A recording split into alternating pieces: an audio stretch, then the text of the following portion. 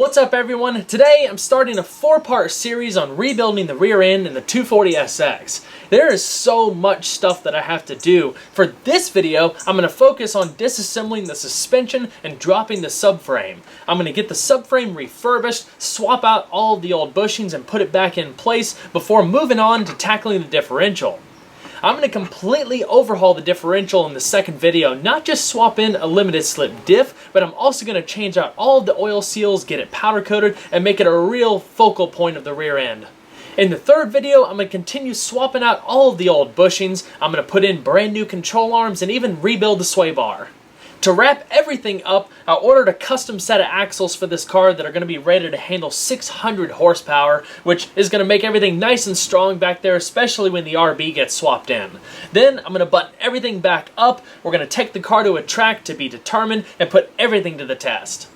I'm going to be trying out a bunch of new equipment in this video that I think is going to make life a whole lot easier, especially when it comes to raising the car. Instead of using a floor jack and putting it on jack stands, which really isn't the easiest thing to do because the car sits so low, Ranger Products reached out to me and offered to send a set of their quick jacks, which they're basically portable hydraulic lifts, and they're really cool, super easy to operate, and should make things a bit safer versus supporting the car on jack stands, especially with how much I'm going to be under the car. Also, Ting Tools, they've been hugely supportive of this project so far and sending all of the tools that I need to try to work on this myself. And they just sent over a set of ratcheting wrenches, which are going to make things really easy with working in tight spaces, so huge thanks to them. And last but not least, I'll talk about this a little bit more as we go through this series, but Milwaukee sent me their latest impact wrench, which I've never owned one of these before, but man, it's going to make things so much easier, especially with those bolts that have been on for about 30 years. Alright, let's get this thing up in the air.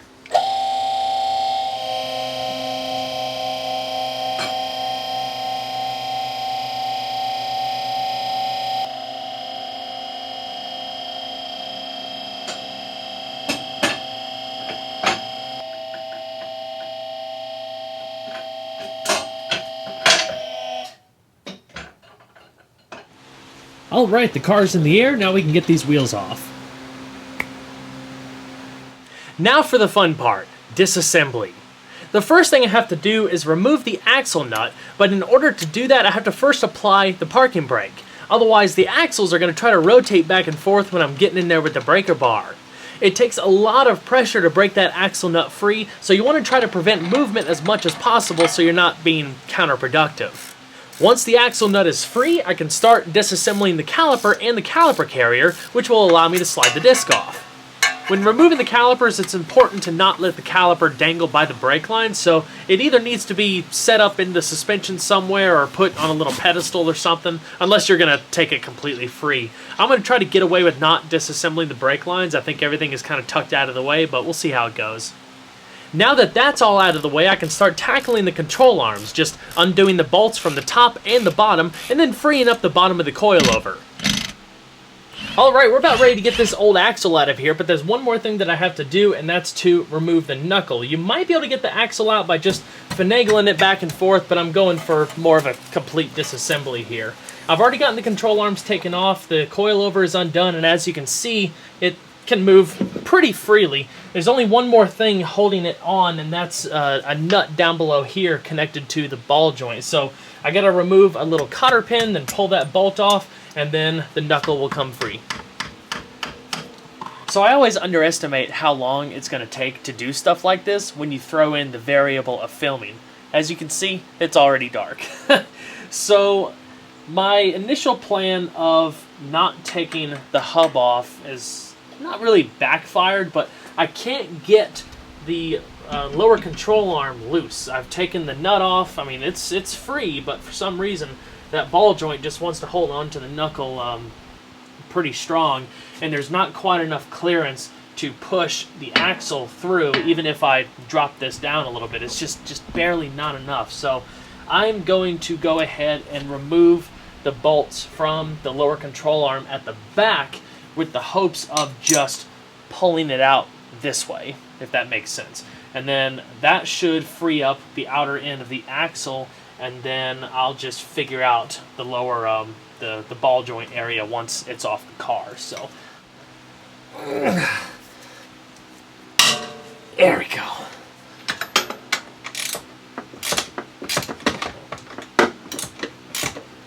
Alright, let's use the impact wrench on this one.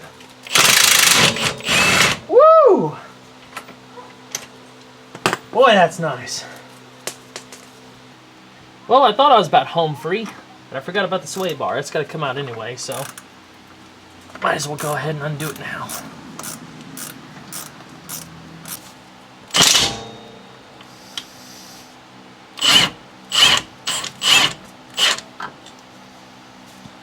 Money. We are free. Now let's see if we can actually pull this off now. Okay. Come out of the coilover. Let's go around the caliper.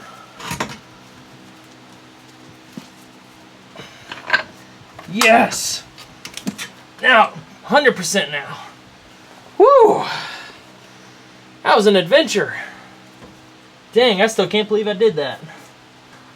Axle's about to come free. Just got to remove. Whew. These things are on there. 6 12mm bolts. So I discovered a way to work smarter and not harder. If I take the wrench that I'm using to brace the other side and rest it on top of the subframe, I can take the one I'm actively using and apply full force to it to break it loose with a lot less effort. And she's free. Here's a quick side-by-side comparison between the old axle and the new axle. These things are really sweet. I had them custom made. They're rated to handle 600 horsepower. It's going to be a real nice upgrade, especially when that RB25 gets swapped in. Alright, it's dark. I'm tired. I still have to take the whole other side apart, so I'm going to go ahead and do that, and I will see you guys tomorrow to take out the differential. So I made a lot of great progress yesterday. Before I move any further, I'm going to go ahead and remove the rest of the suspension arms. That'll make it easier when it comes to lowering the subframe, and I can just concentrate on the subframe and not have to worry about where the arms are going to either side. But the main focus now is getting to the differential. Before I do that, I have to drop the exhaust system, which will allow me to drop the sway bar.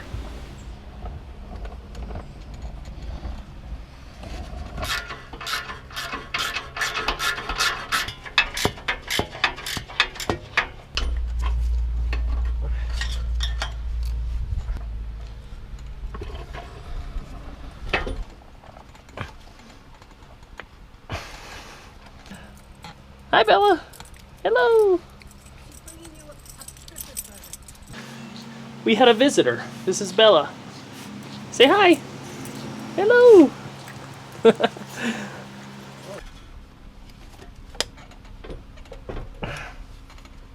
This one will be easier to just take off at the top.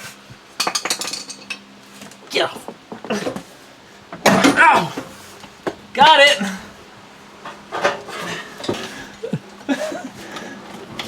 Got it, y'all. It is free. I can't handle this. I think I should start it up without the exhaust. I agree. I think people would be very disappointed if I didn't do that. Again, I agree. I don't want to offend. It's Christmas time. Merry Christmas, y'all. Well, it's after Christmas by the time the video gets uploaded. Man, but it's still the spirit of Christmas. yeah.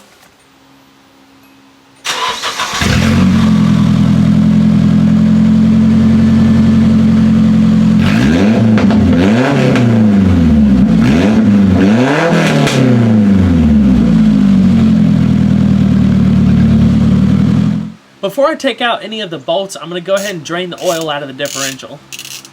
Alright, let's get this differential out of here.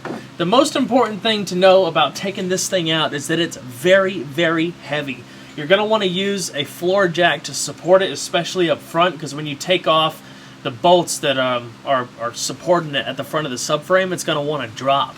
The studs for the back portion come through the back of the subframe, so you got some extra support right here even with the bolts are out, but it's just something to be aware of, and it's probably a good idea to have somebody help you as well. But there's a bunch of bolts. It's really not too hard. You know, now that the axles are out, it's basically just undo a few bolts and it drops free.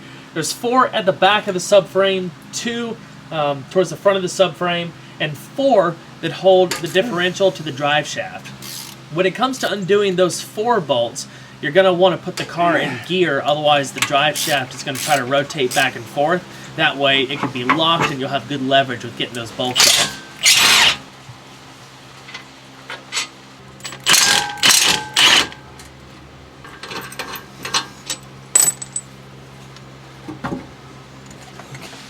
Okay, 1, 2, 3.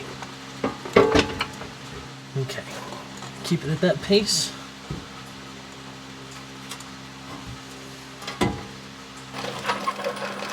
All right, the diff is free.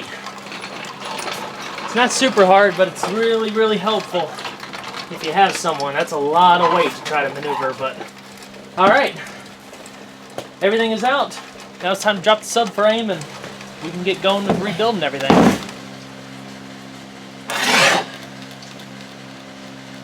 Never much like this workbench anyway.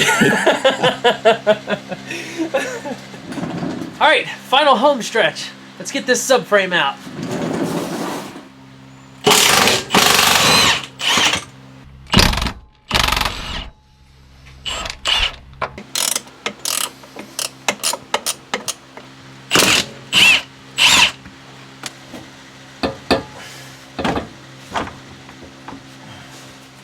All right, moment of truth, here we come. Whew. It's so funny, another full day of filming for just such a tiny amount of video clips, but everything is out of the car, and now it's just a matter of popping the bushings out, refurbishing everything, and putting it back in, so I'll get on that first thing tomorrow. See you guys in a bit. Getting the rear subframe bushings out was no easy task at all. You can probably get them pressed out from underneath, but to swap in the poly bushings, I need to keep the inner metal sleeve, so it was a matter of getting all of the rubber inside out. Now, you have to get the metal core first before you can really start getting into the rest of the rubber, so the easiest way that I found to do it is to apply heat, get a blowtorch or something like that, and just kind of burn it out real slowly. After I burned out everything that I could, I still had to clean those inner metal sleeves really, really good before I could start even thinking about putting the bushings in there. So I took a wire wheel and a drill and just kind of ran it through up and down, you know, again, going real slowly. You don't want to erode too much metal or anything like that. Just focus on getting that old rubber out of there. Once every speck of rubber was out of there, I started prepping the subframe because I really wanted to paint it. So I started sanding it everywhere. I used my wire wheel to get some of the corroded areas just to try to make the surface as smooth and clean as possible. But about halfway through the process, I started thinking that it probably wasn't a good idea for me to try to paint this because, one, it's 30 degrees outside and it's really not good to paint in that cold of a temperature anyway. Plus, I didn't want to go through all of that work, put everything back in, and still have a high risk of paint chipping over time.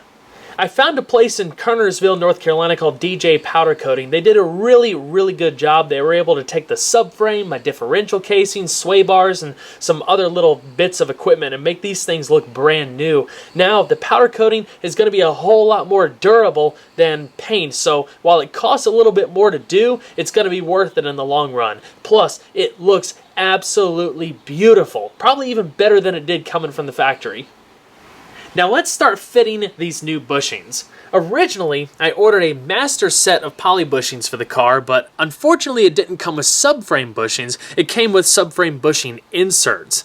Now, if you don't want to drop your subframe, which is understandable because, as you've seen, it's a whole lot of work, you can actually take these, fit them up through the bottom, and reinforce your existing bushings, pending they're still in usable order. I didn't want to do that, though. I wanted to go for a complete replacement and not have any of that old stuff in there and potentially have issues later on down the line, having done all of this work already.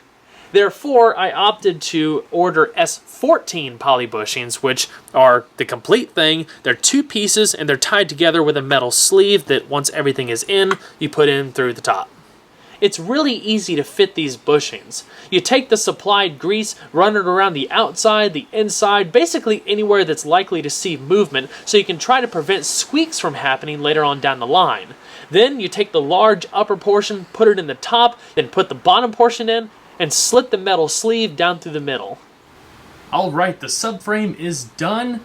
Now I just gotta put it back in the car. It's looking really good. It's a shame more people won't be able to see it once it's installed. But at least I know that everything's been refreshed, refurbished, got new bushings. It's basically like brand new, or possibly even better than brand new. I got the subframe retaining brackets powder coated, so everything matches, and I ordered new nuts directly from Nissan, so we don't have to use these old crusty nuts and have some fresh hardware.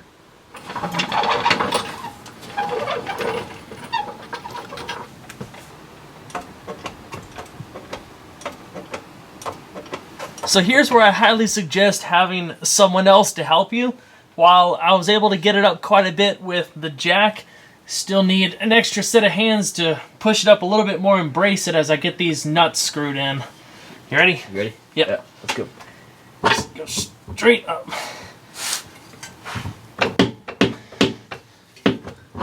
Well, unfortunately, that didn't work out quite as planned. It was kind of difficult to shimmy it back and forth.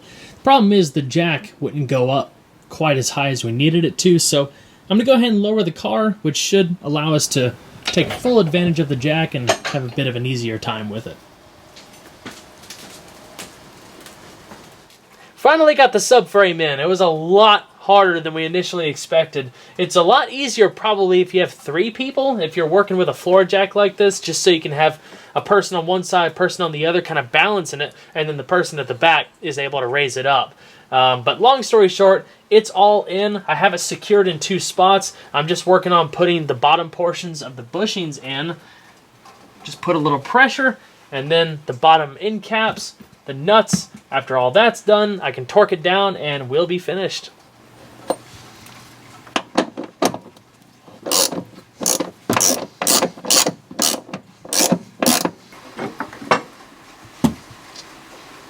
So everything is loosely tightened down, so I can go ahead and drop that floor jack. The last thing I have to do is torque everything down to specification.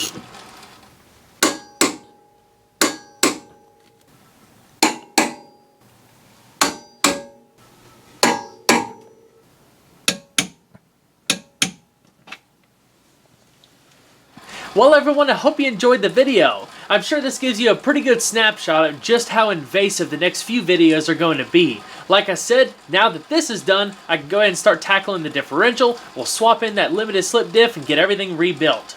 If you haven't subscribed already, be sure to. There's always a lot more where that came from. And if you enjoyed the video, leave a like below. Thanks again for watching, guys, and I'll see you on the next one. Take care.